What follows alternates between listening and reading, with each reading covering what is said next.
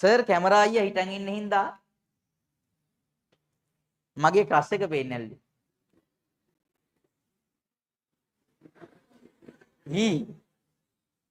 දැන් කෙල්ලෙක් ඉන්නව නේද? මේ අපෝ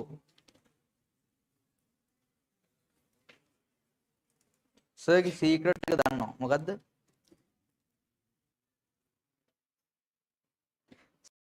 සර් කැමරා අයියා හිටන් ඉන්න හින්දා මගේ ක්‍රස් එක පේන්නේ නැල්ලු. මේ කෙල්ලන්ගේ පැත්තෙන් ආපු චිට්ටේ.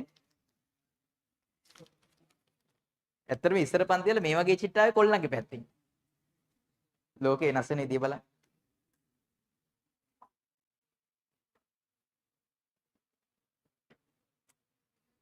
ඔය ඉතින් මේගොල්ලොත් එක්ක බෑනේ මේව කරන්නේ. සර් අර මේ හිලුවැල්ලෙන් හම්බෙච්ච බබා ලෝකනාථර වඩා බාලද වැඩිමල්ද කියලා. හරි. එයා බාලයි නම් ලෝකනාථර ලව් කරපු එක අවුල් නැද්ද? එහෙම මං කිව්වේ නෑනේ එයා ලව් කරා කියලා. ඔයාලා මොනවද මේ අදහස් හදාගන්නේ? මේ ඔයාලට අනුව සාහිත්‍ය හදන්න යන්න එපා මේකෙදි. මේ මෙයයි ලෝකනාථය ආදරය කළේ නෑ. නන්නෝර්තුනේ යාරෝයිනේ අර ඒ ආදරය කළේ.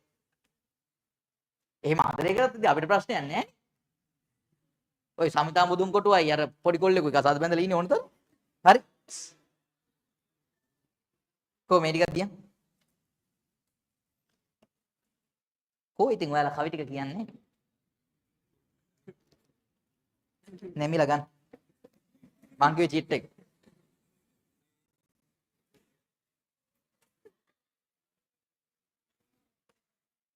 සර් කැම්පස් එකේදී තෝරගන්නේ මොකද්ද? ව්‍යාකරණ සාහිත්‍යද කියලා එකෙක් අහලා තියෙනවා.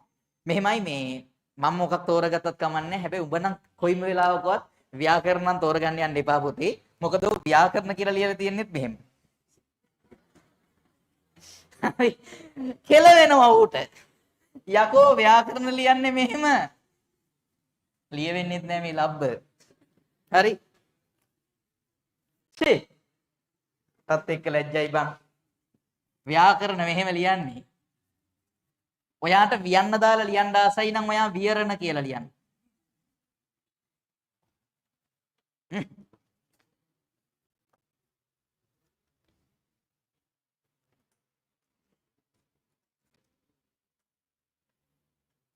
දුටුවේ පුක පමණයිලු එකක් කියලා.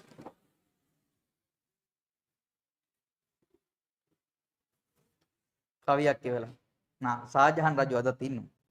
සර් එන්න කිව්වේ දම්පාට ඉරිදාවට යනවා කියලා හිතුවා දම්පාට ඉරිදාවට හෙන ගහලා වගේ දාලා තිබ්බේ දම්පාට අඳගෙන ඉන්න. ඇයි සර් අසරණ කලේ කොල්ලෝ දම්පාටට? සාජහන් අසරණ කලේ දම්පාටට කියන්නේ? ඇඳන් වෙලා තියෙන සමහරු දම්පාට ඒ කියන්නේ උඹලට මම ඒ කියන්නේ මොකද්ද? ඊළඟට හැම දම්පාට ඉරිදාවකම අඳින්න තියෙන පාට මොකද්ද? දම්පාට. දම්පාට සර්ට් එකක් ගන්න ඕන. හරි. මාතිය ගිහින් ගත්ත එකක්. සයි. හරි. මටත් තිබ්බේ නෑ මේවා. හරි.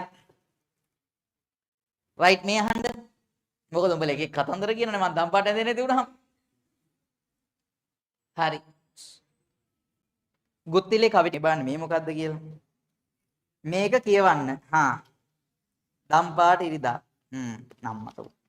මොකක්ද? දන්නවද සර්? පිපාසිත හිරිමලුවන් සිප් කිරෙන් නැන දෙව් රුදුරු සැඩ කුණාටුව වසන්තය සුවසැදූ වැඩෙන පොප්ලර් ගසට සදාතන සවිය වූ අයිලේන් එපිට ලොවකට අල්තීනායිලට මග කිව් මාදුටු සැබෑ දුයිෂෙන් ඔබයි චූටි සර්. චුට්ටක් ඉඹලා බලන්නලු මේ පෑන හරි සුවඳයිලු. ඔව්නේ. ඊ ඇත්ත බා. සර් ඔයා දන්නවද ඇයි මේ ලෝකෙ මිනිස්සු ආගම් ભેද, ಜಾති ભેද, වයස් ભેද ගැන හිතන්නේ කියලා? Please sir. ලෝකෙටම ඇහෙන්න කියන්නකෝ. ආදරයකට ඕනේ පණ ඇරලා අවංකව ආදරය කරන හිත් දෙකක් විතරමයි කියලා. මේට චෝටි නෝනා පණ්ඩිත ආච්චි කියලා එවලා තියෙනවා. කවුද බං ඒ? හරි. මේ මොකද්ද අවසානට කියපු කතාව? මේ ලෝකෙ මිනිස්සු ආගම් ભેද, ಜಾති ભેද, වයස් ભેද ගැන හිතන්නේ කියලා.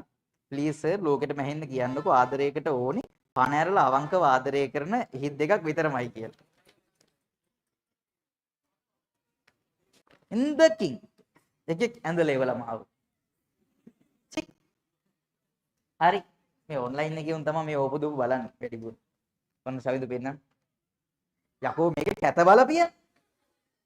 උඹලට මම මේ වගේද පෙන්නේ. වනචර හැත් මේ ගන්න.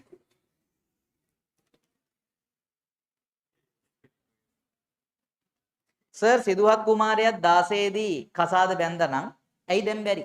බාන්න පුදුම පදනමක් නෙමෙයි අහන්නේ. දැන් ඔකට උත්තර දෙන්න පුළුවන් මට ඊළඟ පාඩම කතා කරද්දී. මේක මම කියන්නම්. මේක මම උත්තර දෙන්නම් ඒ වෙලාවේදී. මොකද හරිම වෙලාවේ හරිම චිත්තයක් ආවේ. දැන් ඕක ගැන කතා කරන්න තියෙන ওই පාඩමේ. කුමාරි තිරිසනෙක් කියලා කියන්නේ තිරස්චීන කියන වචනෙන් හැදිච්ච එකක්. තිරිසනා කියන නරක වචනයක් නෙවෙයි. හරිද? ඔයා තිරිසනෙක්ද? මේ අපි තිරිසන්නුද? නෑ. ඒ තිරිසන්ද නැද්ද කියලා තීරණය වෙන්නේ ඔයා නිදා ගන්න විදිහෙන්. ඔව් තිරස් කියන්නේ මේ අතට, චීන කියන්නේ සයනය කරන නිදා ගන්න. අතපය යට කරගෙන මුණින් අතට නිදාගන්නේ උන්ට කියන්නේ තිරිසන්නු කියලා.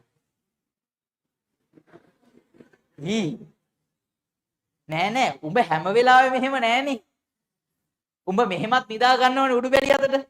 හැබැයි සත්තුන්ට එහෙම බෑ. උඹලා ජීවිතේට දැකලා තියෙනවද පතාලියෙක් මෙහෙම ඉන්නෝ? ඈ? අර පූස බල්ලෝ ඉතින් වෙලාවකට මෙහෙ හැමතිස්සෙම බුදියන්නේ නෑනේ මේ අතට. හරිද? ඒ බල්ලෝ නම් පොඩ්ඩක් නිකන් මෙහෙම පාට් එකක් දානවා. පයින් දෙකක් දුන්නාම හරි. හරිද? ඇත්තරම ඉතින් එහෙම නෑ. පොඩි එකක් තියෙනවා. එහෙම අනිත් සත්තු කිසි මේකේ කැලෑව ඇතුළේවත් මෙහෙම බුදියගෙන නෑ. උඹ දැකලා පතමී හරකෙක් මෙහෙම ඉන්නවා. උඩු බැලිය ඇතුළේ ඔහොම. ඈ? කවදාවත් උඹ දකින්න විදියක් නෑ. උඹ බුදියන් ඉතින් ගෙදර එවුන් දකින්න. හරි. උඹට දකින්න බෑ.